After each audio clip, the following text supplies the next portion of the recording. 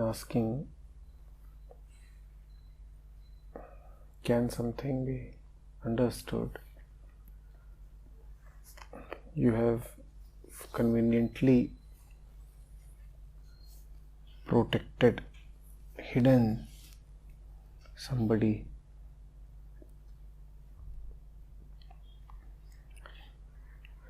Can something be understood by whom?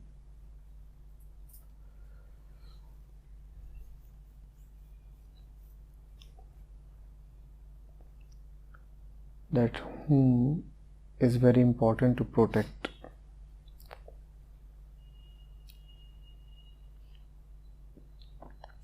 That subject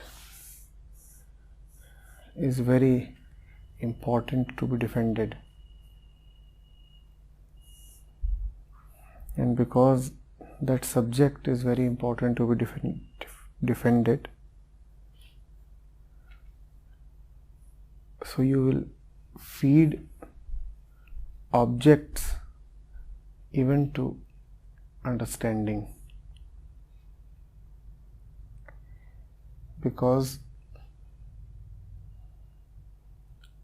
the nature of the subject is divided, small,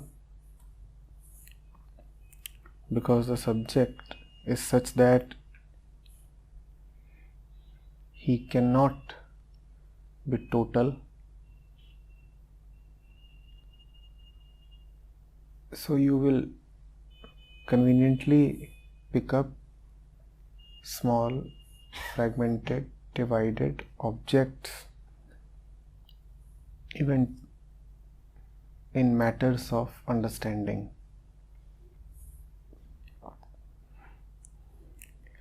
Isn't it surprising how we cannot do without objects? We turn God into an object. We want an object for understanding. We want an object to love. When we say, what is truth? We want an objective definition. Everything needs to be objective. Everything needs to have a shape, size, color, outline, a limit. Everything needs to be something, so that the somebody who is asking the question may be protected. Because the somebody cannot go beyond the something.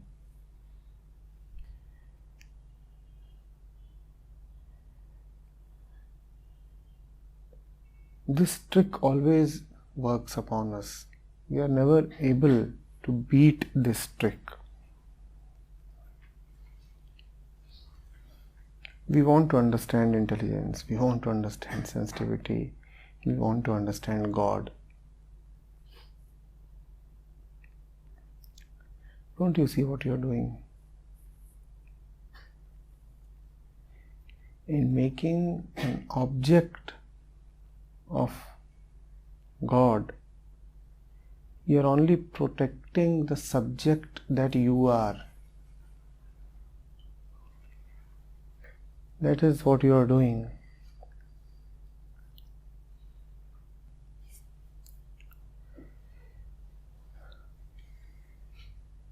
With that objective in mind, whatever question you ask,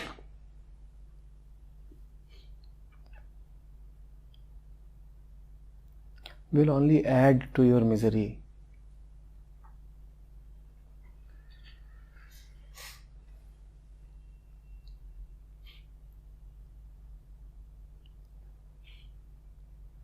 You are saying, leave the disease alone and change everything else about me.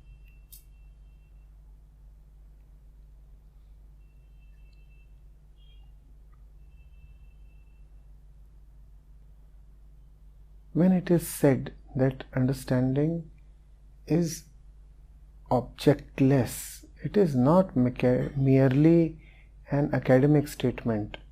It is not merely a theoretical assertion. It has something to do with your day-to-day life, with your moment-to-moment breathing.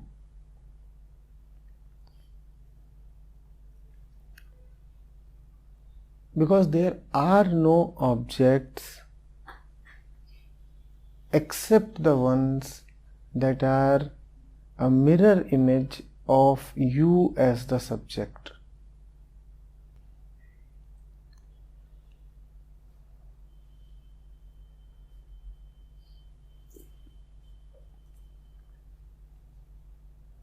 When you say that I understand something, all you mean is that you now have a conceptual framework about it. All you mean is that now you have conveniently settled to a conclusion, which is a thought. A thought that pleases the subject that you are. A thought that is not disruptive at all because it is emerging from your own structures. What emerges from your own patterns and structures cannot disrupt your very patterns and structures. It is impossible.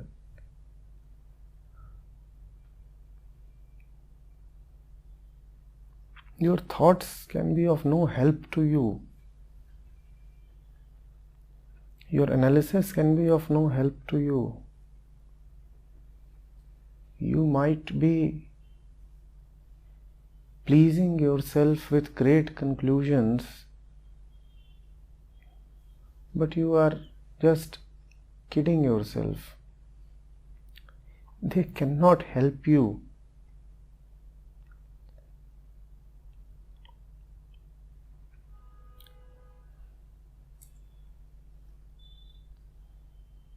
What arises from the mind will have the same quality as that of the mind. It cannot provide a different quality to the mind.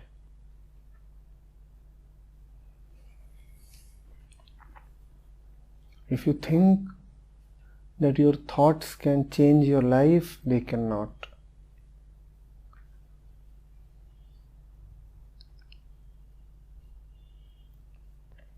So much you say, so much you write, so much is your need to express. But it is of no avail.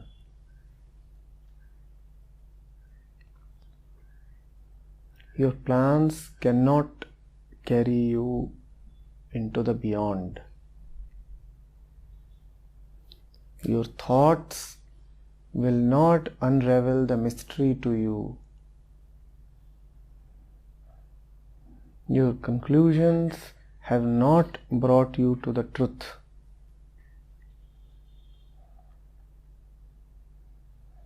Your understanding has not shown you anything beyond your knowledge.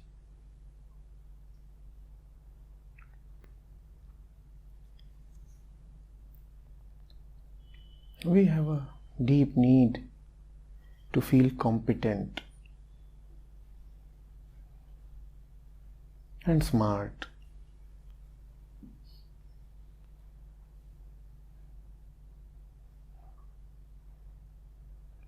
It gives a kind of temporary relaxation to feel that I know, that I have put my finger on the real thing.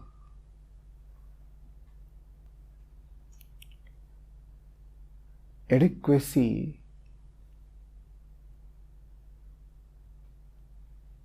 is so intoxicating. It is such a deep fulfillment that even its fake shadow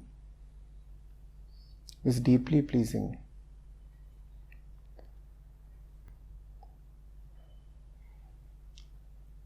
Under no condition would we be prepared to accept that we know nothing at all.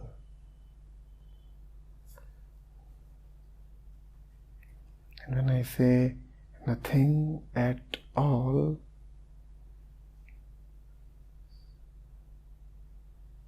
there is no allowance for anything at all.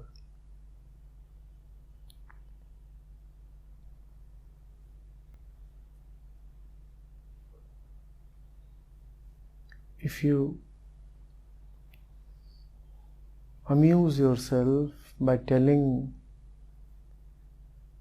that I know a little bit, this little bit is sufficient for your tendencies to raise an entire world.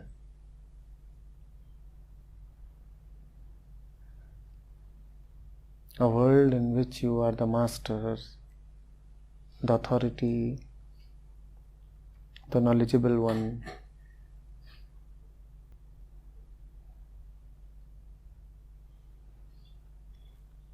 Look at the way you have put it.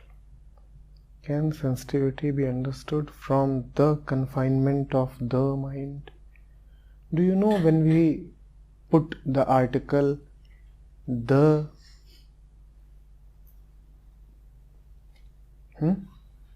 T-H-E, the. Do you know when is it to be used in language? When is it to be used in language? When you are referring to something known.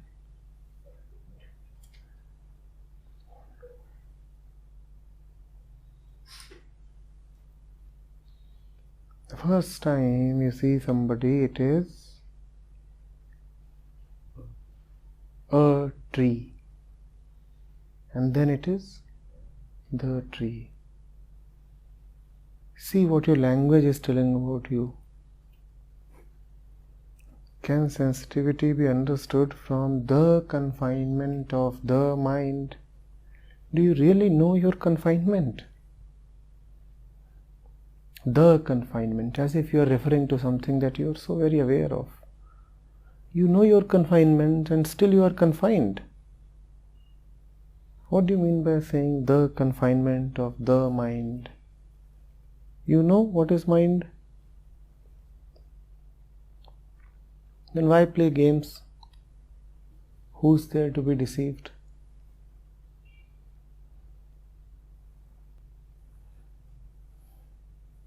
Even the slightest belief in the capability of your thought and your expression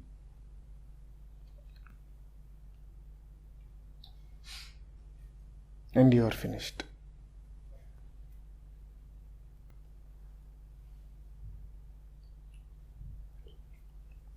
Ego is very adjustable in a sense. It does not demand too much of space. Give it a little bit of leeway. Just a little bit of seat and it will park itself. It does not say, give me an entire wide, spacious throne. It says, give me a bit, an inch.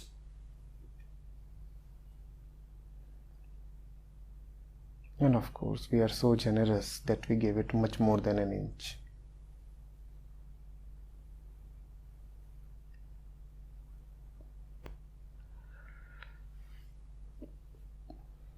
You are sure you will understand sensitivity from within the confinement of the mind or outside the confinement of the mind.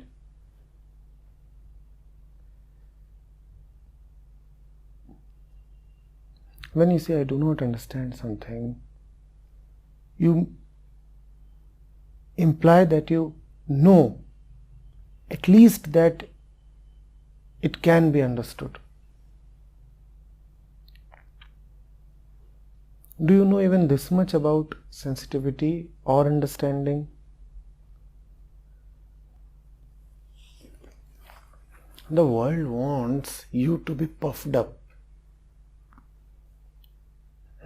all full of confidence.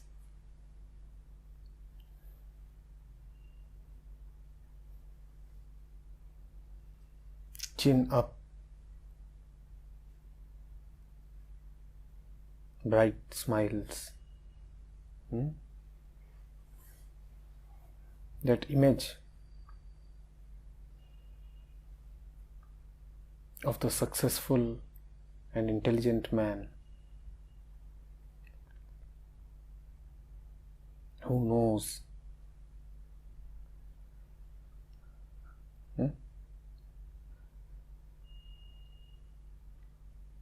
In fact, the world doesn't like it if you declare that you do not know.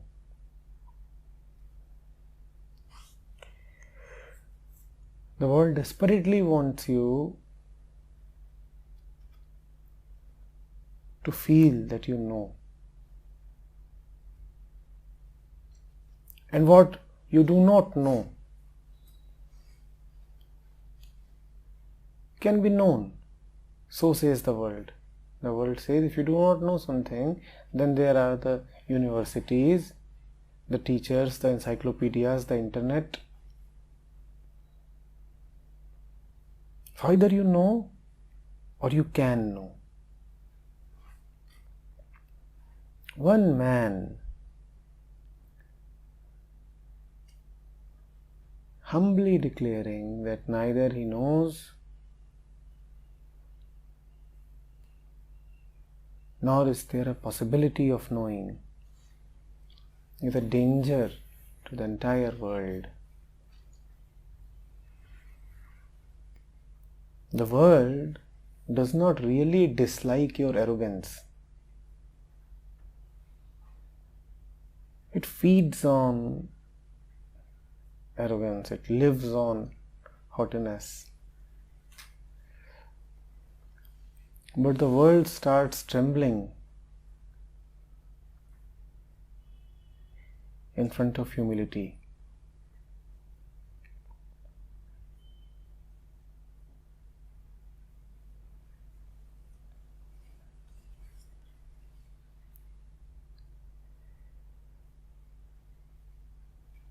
One man declaring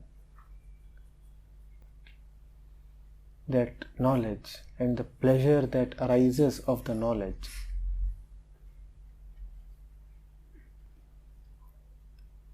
are fake. That all our confidence about the lives that we are leading and the world that we are living in is misplaced. The threat to the whole order.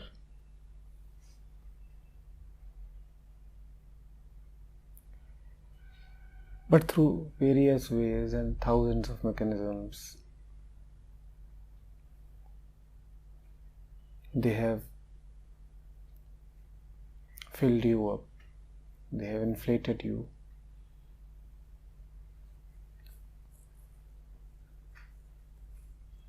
Even humility is a part of that inflation. You do not know humility. For you, humility is a concept that has been stuffed into you. So the fellow is inflated with humility.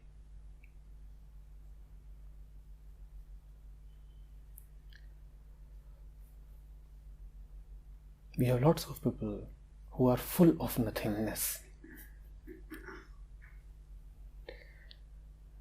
They are very, very full of nothingness, absolutely inflated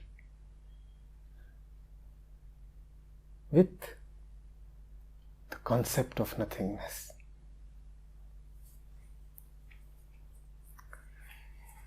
Ask them, what do you have? They'll say nothing.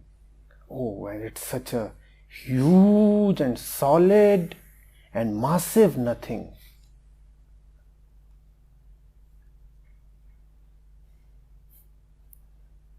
It's not the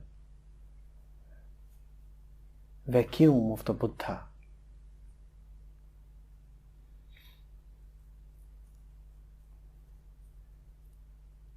It's a colossal rock, their nothingness.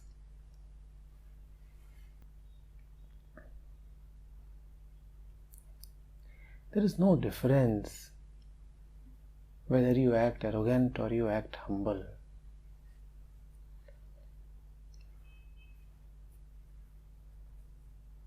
You do not know what is arrogance and what is humility.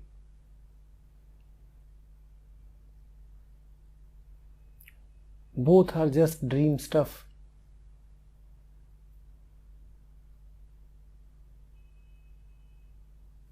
That you have used to make yourself up.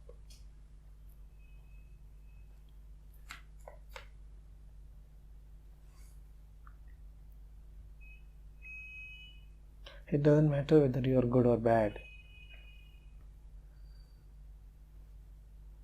It doesn't even matter whether you are raising a question here or not raising a question. Those who write questions have their own smart reasons to write questions. Those who do not write questions have their own smart reasons to not to write questions. How does it matter? Those who come are neither better nor worse than those who do not come.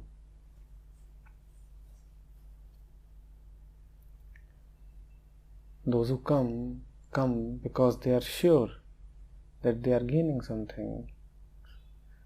Those who do not come might be sure that they are not gaining something.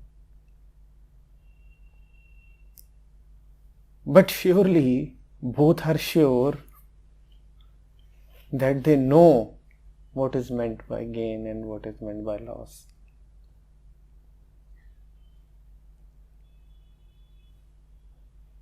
And if we do not gain stuff for a while, how desperate we become.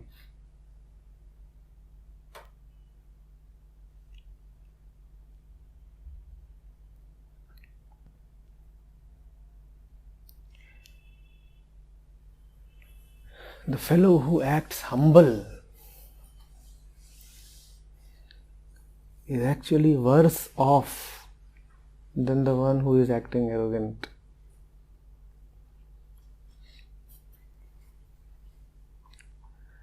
Because at least in terms of morality, arrogance deserves to be shunned. He will have some reason, even if a defective reason,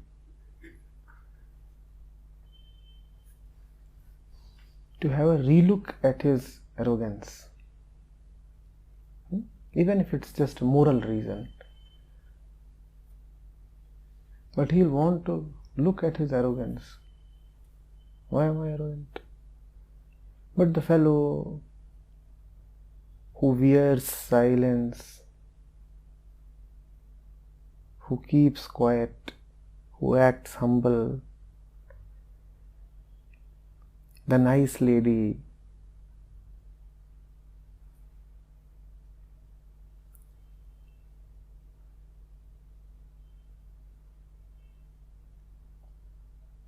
is more dangerously placed than the arrogant man.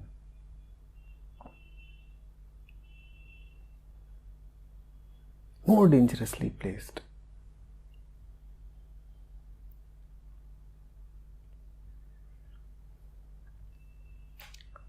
You are carrying every bit of the poison that he is carrying with no mechanism at all to tell you that it is a poison.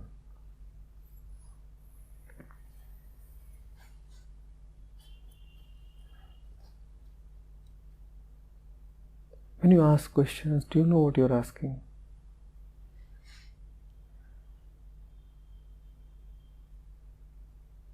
You're asking, what do I add to my diet to build up my health? Can you tell me some sauce, some pills?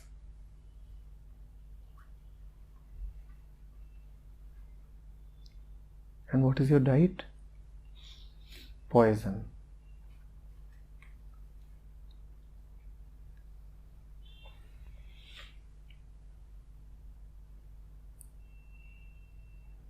You consume plate after plate of poison every day,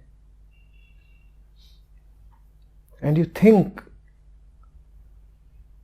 that what you are missing in life is a little bit of taste.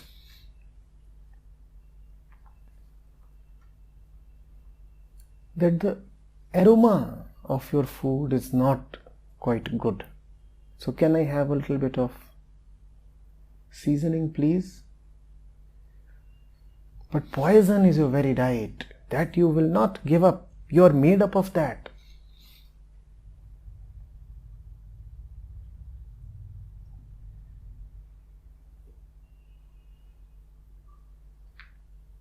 And when I say this, my words will fall upon deaf ears, because you know what is good for you.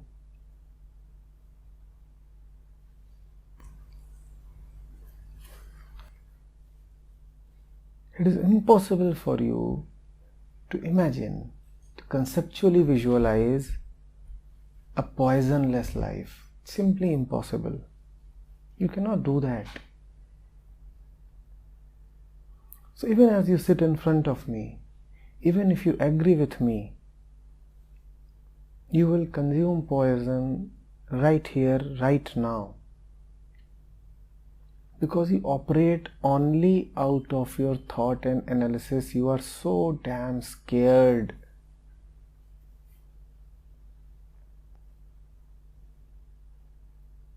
You will agree with me in a conceptual way. And you do. I do not deny that.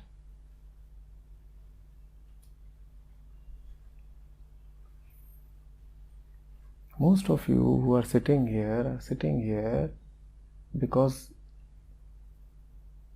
of their conceptual agreement with what I say. But that cannot help you.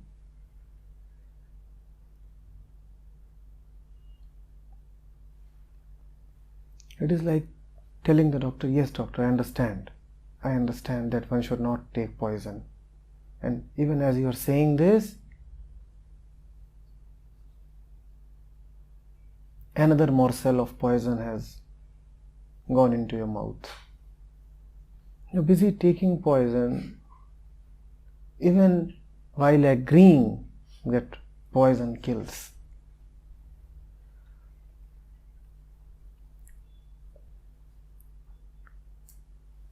Your very way of listening, your very method of approaching is all yours.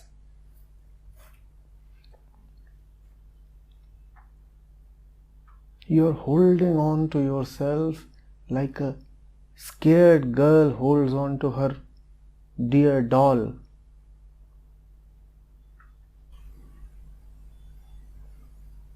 And the girl is so sure that she must be scared.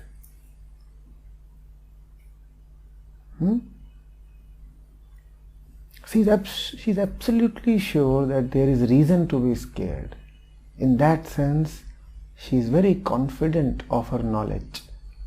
You too are very confident of your knowledge.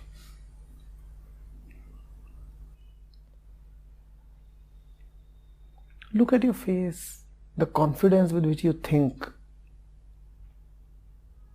When you're lost in thought, have you seen how your face looks? You're so sure, absolutely assured you are. You know you are doing the right thing. Look at your eyes. You know your calculations will lead you to the truth. You know that. You should just have a camera in your living spaces. And that camera should be able to give you footage of yourself when you are not really aware that you are being watched by the camera. And then look at your face.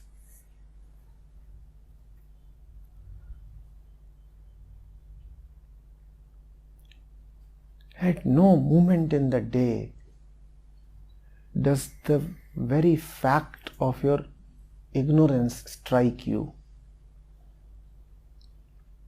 Look at how you smile.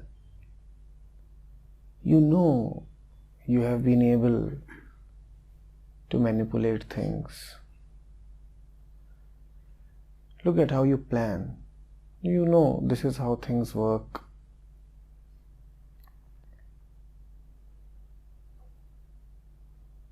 See how you think. See. Even at this moment, your face is so full of yourself.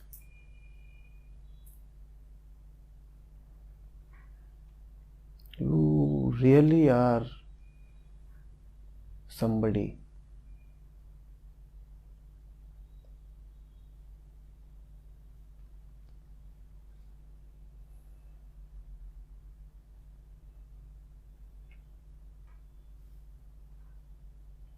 Behind the expression that you are carrying is somebody who has set his teeth, who has clenched his fists and is determined not to give up. Even at this moment, you are actually at war with me.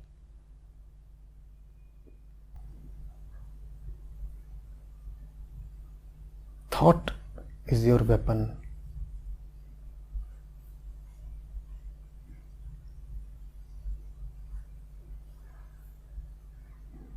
And you're fighting and fighting.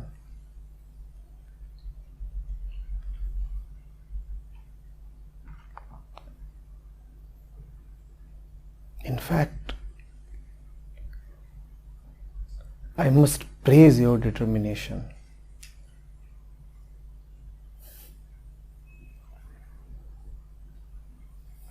You might have been otherwise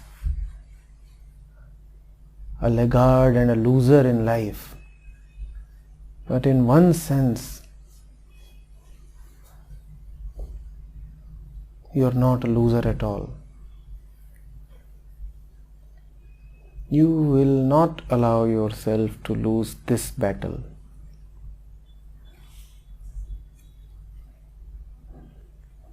You will not allow yourself.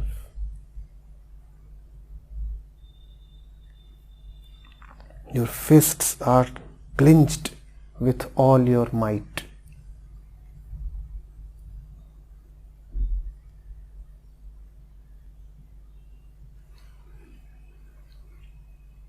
And you will fight to the last breath.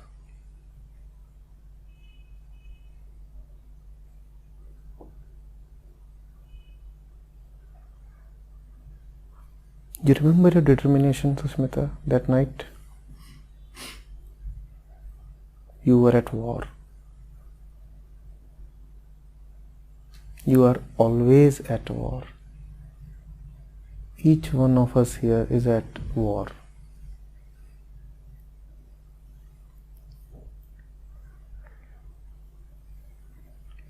You will fight to the last breath.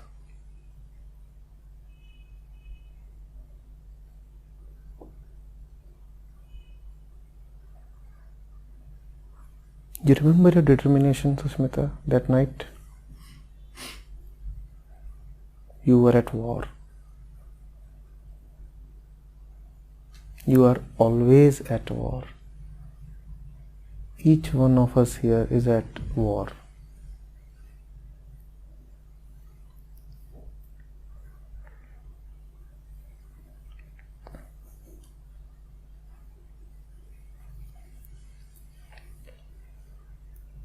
And when you are at war, you have to be sure. And you are so very sure.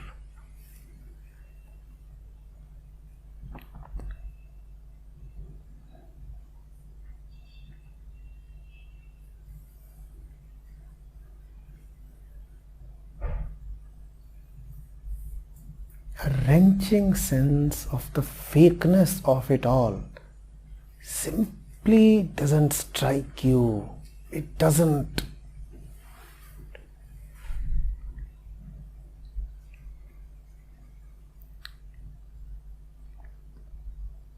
You are sure that it is real and important.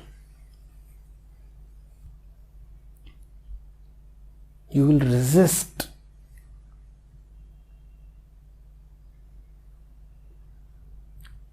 me with the utmost force that you can produce. There are various ways of resisting.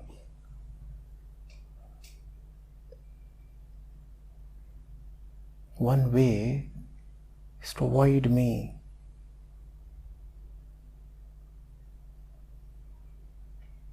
The other way is to sit in front of me.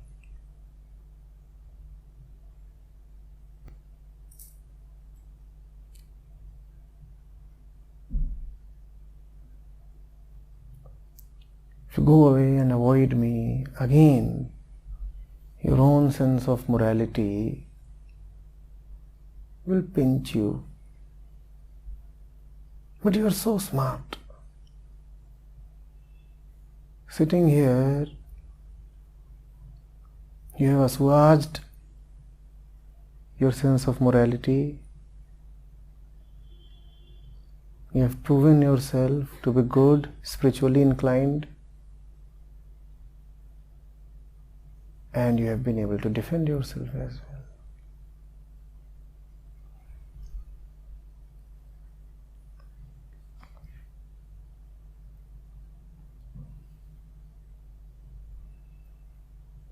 You know, when a tank or a huge gun is firing, there are two ways to avoid the fire. Either go away very far or come right in front of the gun. Powerful, long range, big guns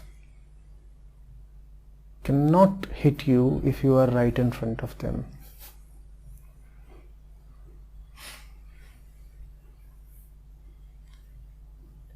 And you know that.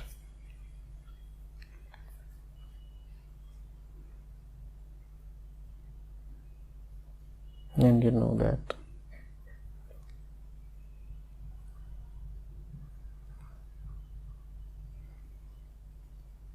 How long will you keep knowing?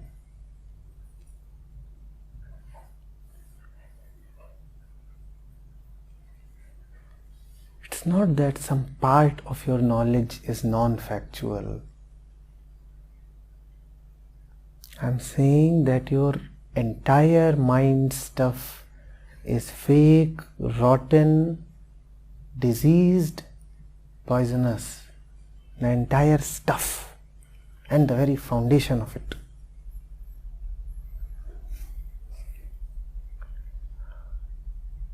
I'm not asking you to clean up a part.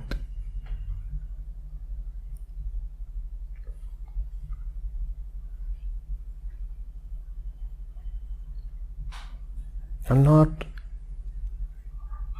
suggesting incremental change.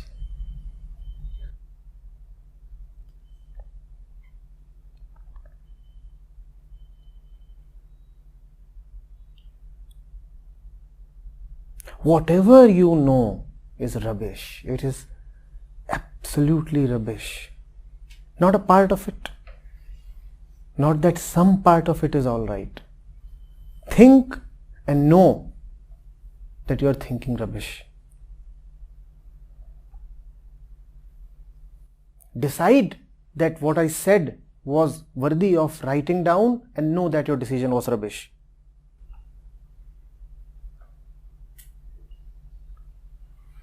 But you're so smart. You're so confident of your decisions. You know what to take from me and what not to take from me. You know what to accept and what to reject.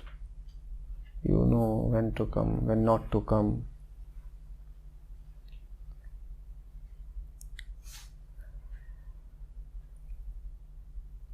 You do not need improvement.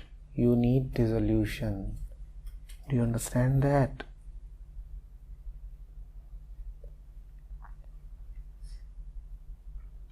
Every single grain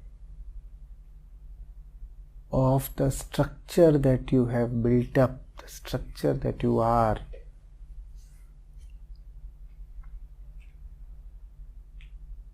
is suffering, is illusion.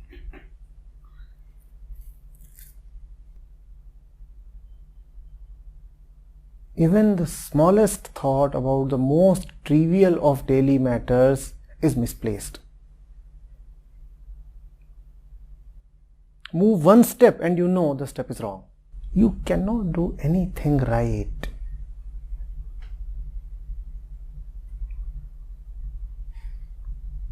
Anything.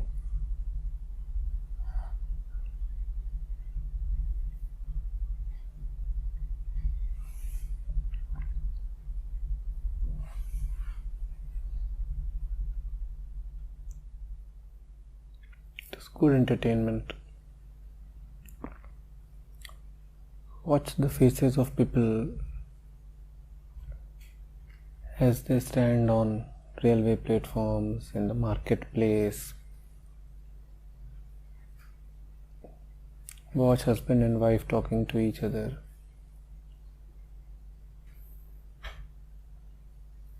Watch people arguing with each other.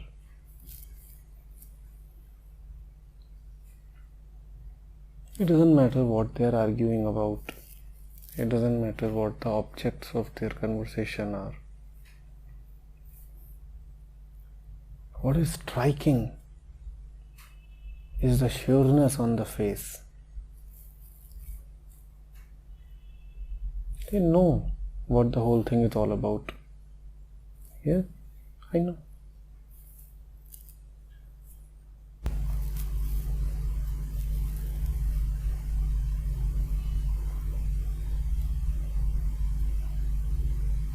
Can you visualize? One woman talking to the other. Two men discussing politics.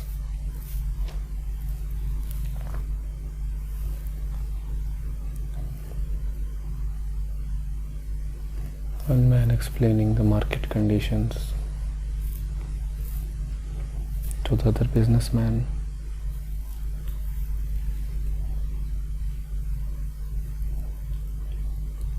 Somebody writing an email, elaborating his situation. Have you seen your face when you are writing an email? Have you seen how deeply you believe that you know what you are writing?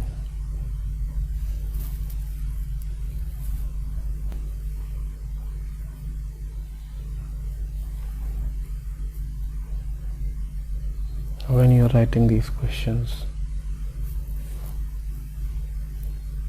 see in your face, you know what you are asking.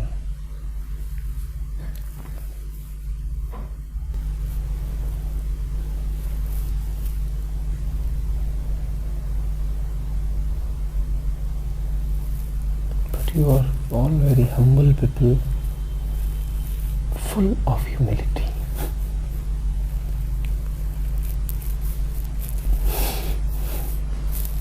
Who are we? People full of humility.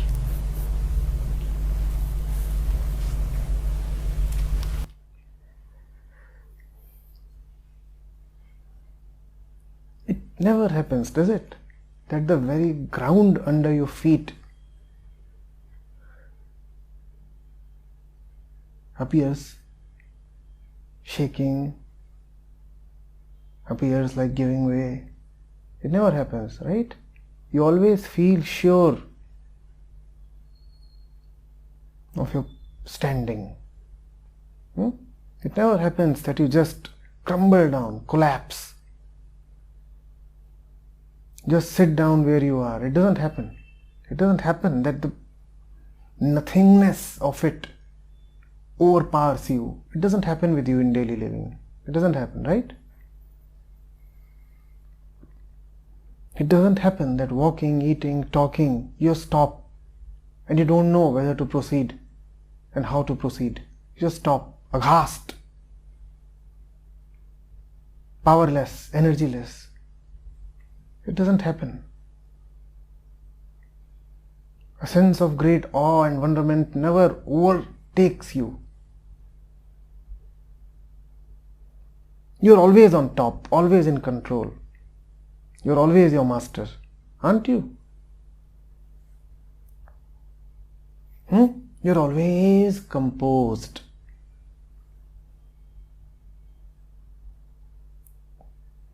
You have thoughts.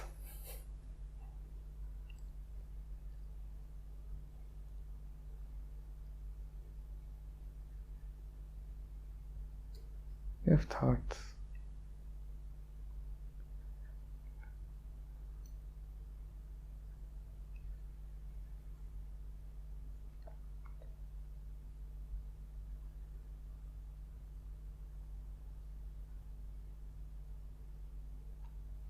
Confident young men and women.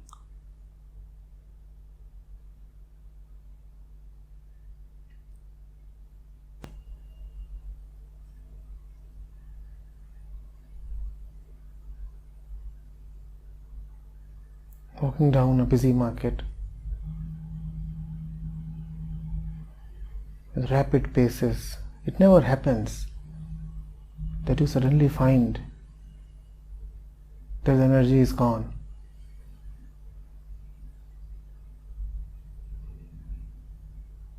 That you know where to go.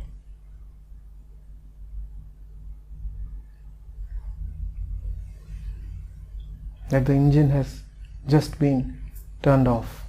It doesn't happen.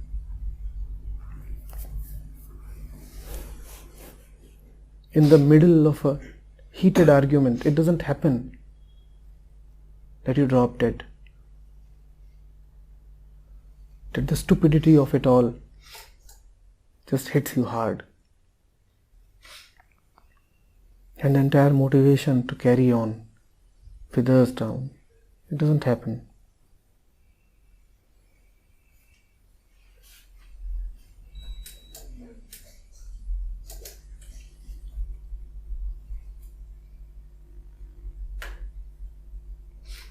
Looking at your face in mirror, it never happens, right?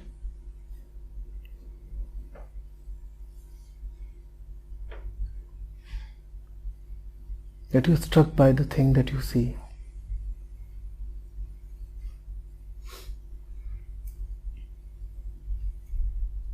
You never feel that you have no relationship with the face that you're looking at in the mirror.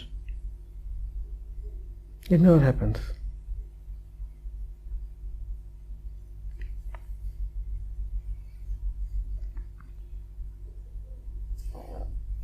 You never stop. You know you are that face. You know that. You're so sure. Very confident.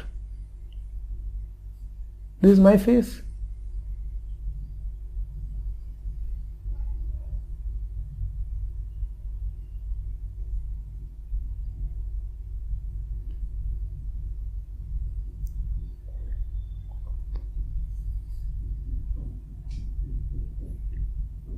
It doesn't happen that you just stand there, limp, energyless, directionless, motionless, thoughtless, like an idiot. You're never an idiot. You're always very intelligent. And it doesn't befit intelligent people to stand stupidly in front of mirrors, wondering at the face that you're looking. Intelligent people don't do that, right? When they look at the image in the mirror, they know they're looking at themselves. They know, I am that, the face in the mirror. And you must be intelligent. You cannot be idiots.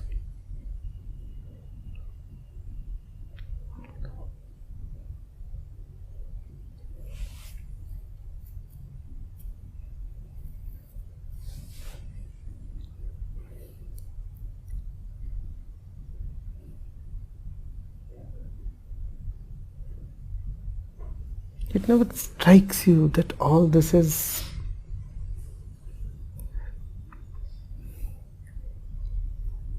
just so fabricated. It cannot strike you because it cannot strike you via thought. And thought is all that you have. Even as I'm speaking to you, you are probably analyzing what it means to be struck. Thought is not the arrow that will pierce the mind. Thought is not that arrow.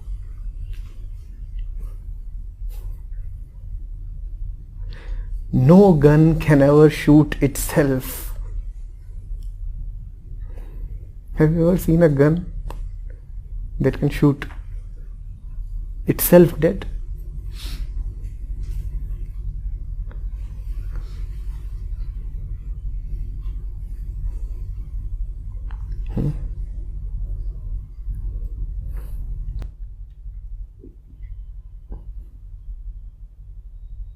You must be self-assured. The world doesn't like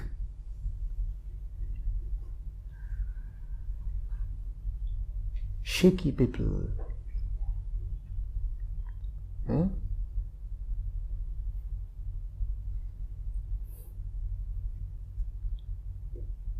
The world doesn't like people who are wobbly, wondering.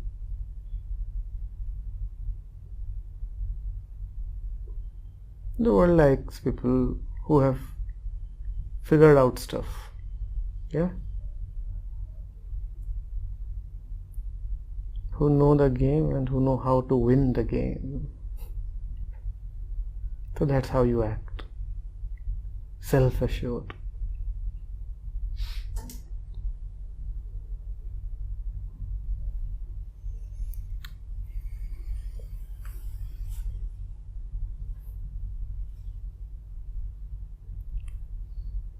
Even right now,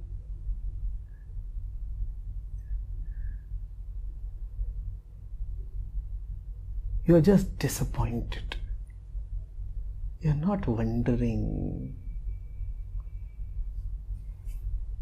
And disappointment, my dear, is another thought. You will not let go of thinking. You're just disappointed, right? You're not letting yourself loose. What kind of experiences have you had? How scared are you? And a scared man is a very dangerous man. Very, very dangerous man.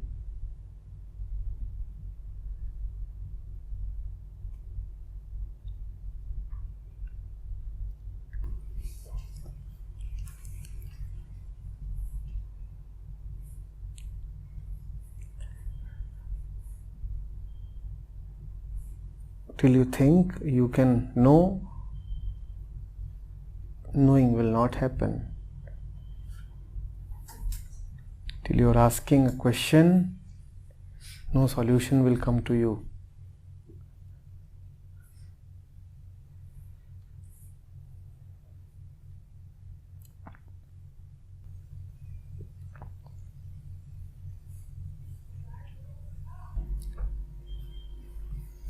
There is the look of guilt. There is disappointment.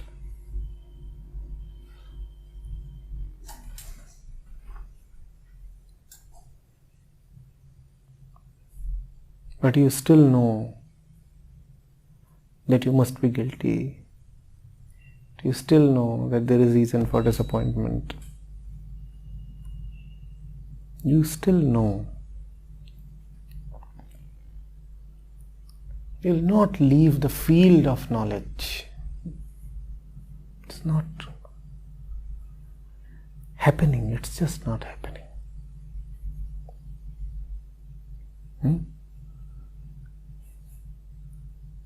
You were probably happy a while back, which was a thought.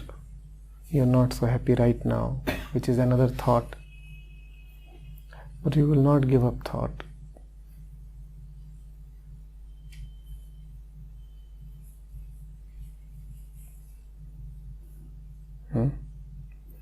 At best, one thought will make way for another thought.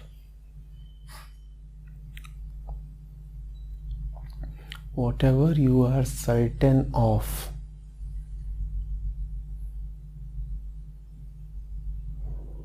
that is your bondage. Just figure out what you are certain of. More certain you are of something, the more bonded you are.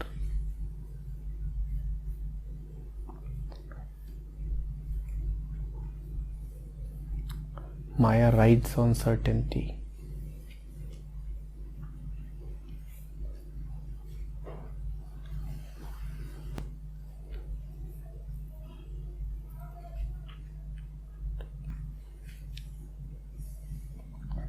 Whenever you feel sure of something, just stop in your tracks. Stop dead. Because you are wrong.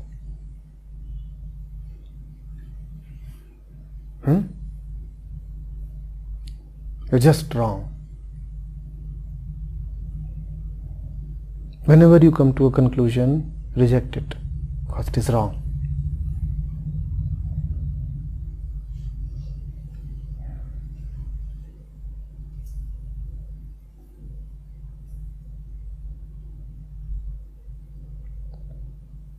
I'm saying wrong because you understand only that language, right and wrong. I cannot say drop the conclusion. You do not know what that means, dropping.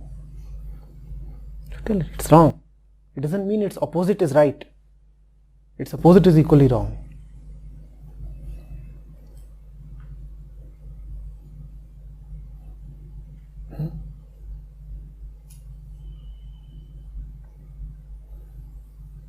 The more surety there is in your conclusion, the more wrong it is.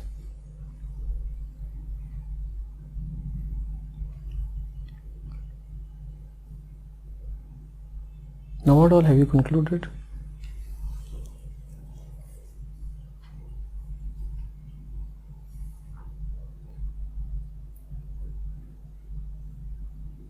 You think you love somebody? Seriously? You're sure? You think you know the right action? You think you know your responsibility? You think you know the face in the mirror?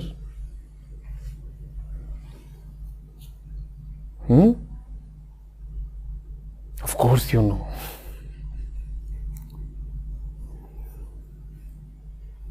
Of course you know.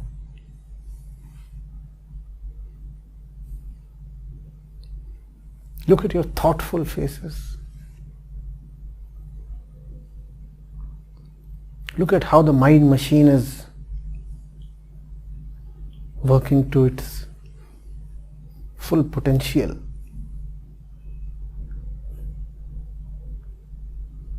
It has to give you conclusions.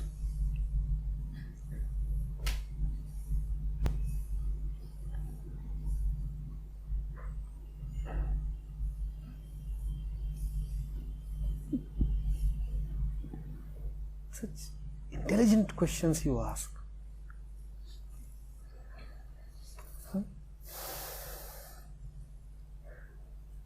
I know what the quality of your mind is.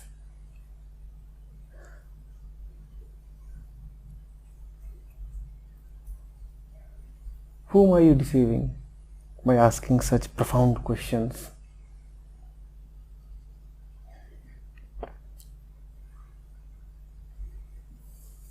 I know what you're after.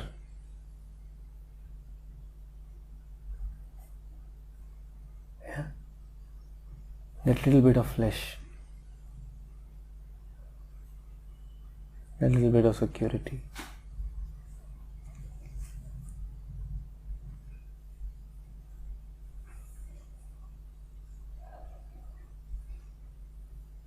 कहाँ तेरी ये नज़र है, मेरी जा मुझे खबर है.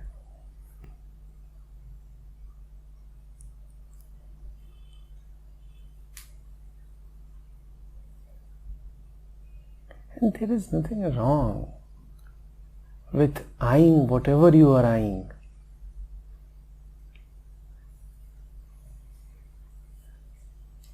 Alright, it happened. But you are so sure that must happen and must keep happening. You are so committed towards defending it.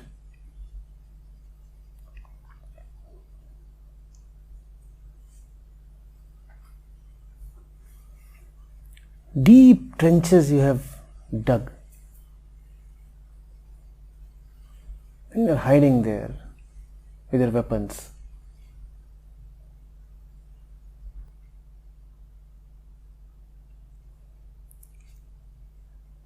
Sometimes you fire left, sometimes you fire right. Sometimes you fire with a shaven face. Sometimes you fire with lots of beard. But you are firing all the time. And you have only one enemy. Realization. And in that realization there is no place for your knowledge. Yeah.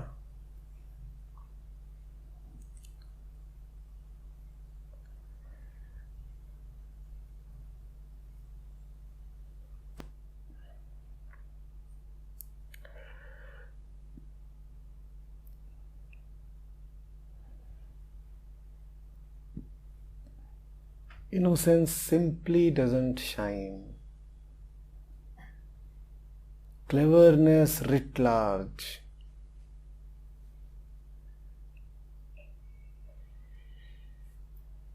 You could not have been feeling bad had you not been clever even at this moment.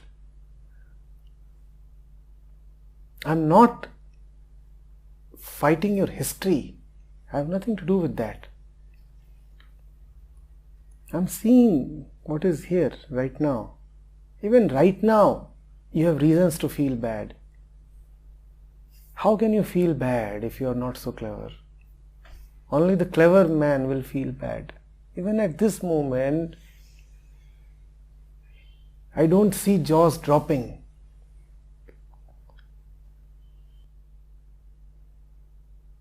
I see your heads down, not your jaws dropping.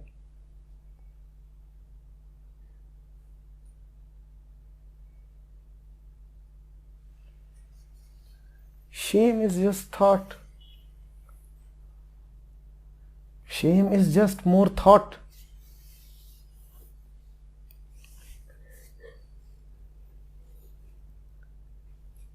By being ashamed, you are only proving that you are very smart. Very, very smart. You know that this is something to be ashamed of. Yes, so I am ashamed of myself. Very clever.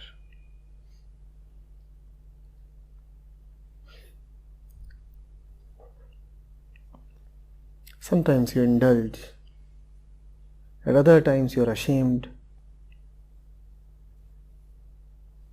At both times you are clever. You know when to indulge and you know when to pay for indulgence by feeling ashamed. So clever you are, right? And you compensate. You compensate. You move around with a weighing machine, a balance in your mind.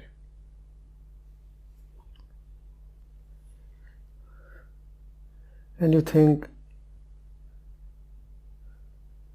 that thought X can neutralize thought Y. You think good character will take care of bad character.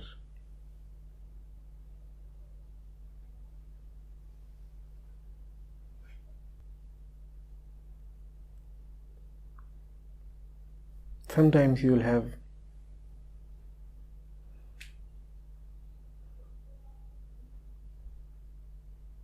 an ugly expression of happiness on your face. At other times you will have an equally ugly expression of sadness on your face. But your face will never be clean of expression, never empty of expression, never innocent.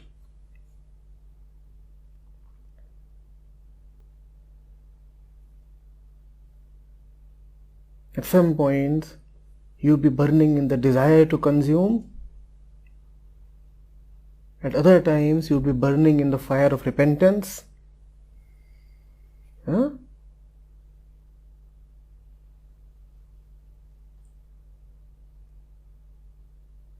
But you would never be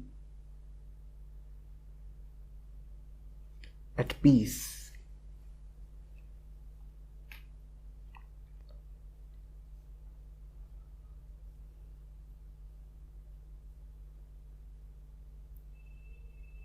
Sometimes the mirror would be reflecting fairy lands. At other times the mirror would be showing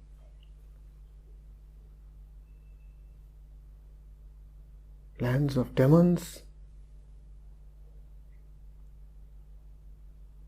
But never is the mirror empty like the sky.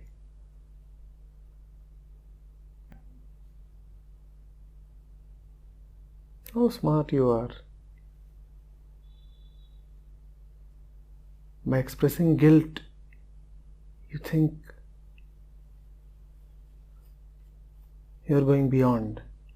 No. You are so clever that you will express guilt so as to continue with the expression.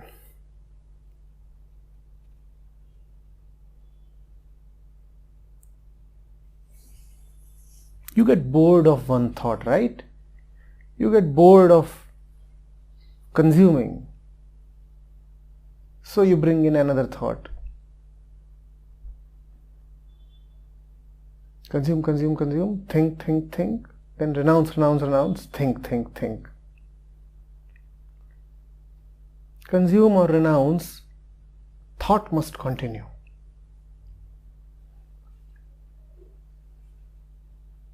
Bad thought, bad thought, bad thought. Good thought, good thought, good thought. But I am so sure of what is good and what is bad.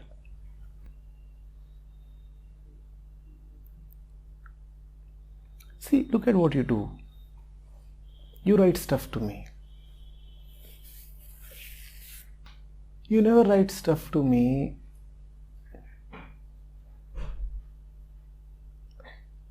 about your happinesses. But when you are sad and repentant, you write to me. And deep within you have a desire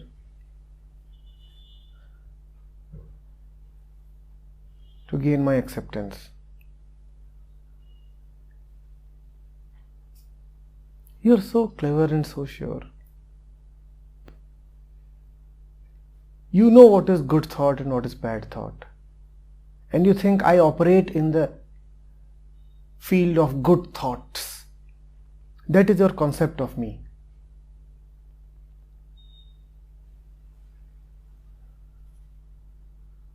You know what are bad things. You don't mention them to me. You know what are the good things. You mention them to me and you think I'll be pleased. That is the concept, the image that you have of me.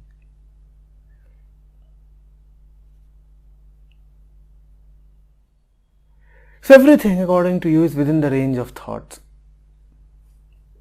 And you have located me as well within the field of your thoughtful universe.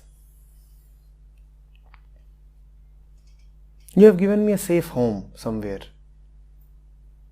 You know what are the things to tell me. You know what are the things to not to discuss with me. So clever you are.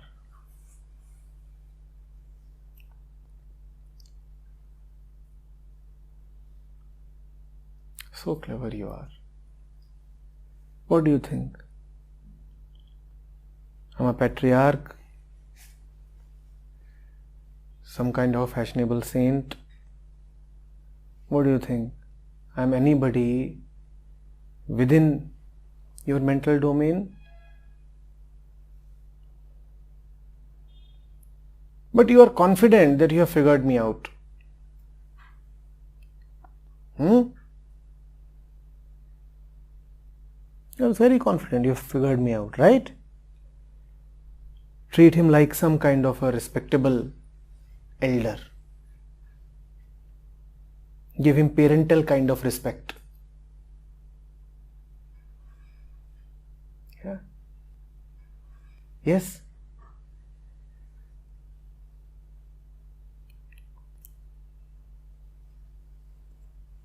You are very, very sure of everything, including me. You know who I am. You know who you are. I salute your convictions. You know so much. The entire piece has been unraveled.